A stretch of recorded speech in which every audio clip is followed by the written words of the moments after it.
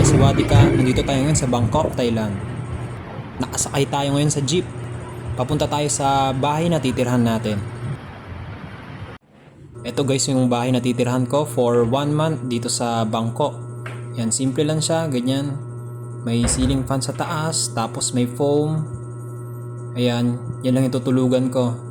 Solo ko lang to pero napakamura nito guys. Sa 1 month, 3,000 lang. Yan yung lababo. Tapos maganda yung view ko dyan. Ito yung kubeta. Nasa ano to, 4th floor. Yan, yun yung pinaka-view ko araw-araw. Maganda yun sa ano, lalo na pag umaga. Kitang-kita may buong city. Yan, ganito naman yung tsura ng mga neighborhood dito sa Bangkok. Yan, peaceful siya, malinis, tsaka mababait mga tao dito.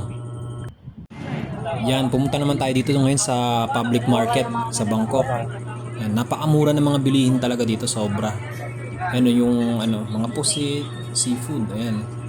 Mura lang per kilo niyan. Kung makita nyo yung ano, 150 per kilo lang. So nagkakalaga ng mga 200 pesos. Ganun kamura dito. Tapos ito naman malaking isda, hindi ko alam kung anong tawag dito, pero mura lang din ang kilo. Yan, 50 baht, so nagkakahalaga siya ng 70 pesos per kilo. Marami ring mga ganda mga galaan dito sa Bangkok, kagaya ng mga Buddha temple sa Wat Arun tsaka yung Wat Pho. Yan yung mga sikat.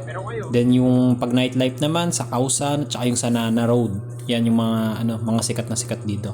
Then pagkakainan naman may kinakainan kami malapit dun sa sa Ramkhamhaeng and then sa Terminal 21, mga murang pagkain lang din.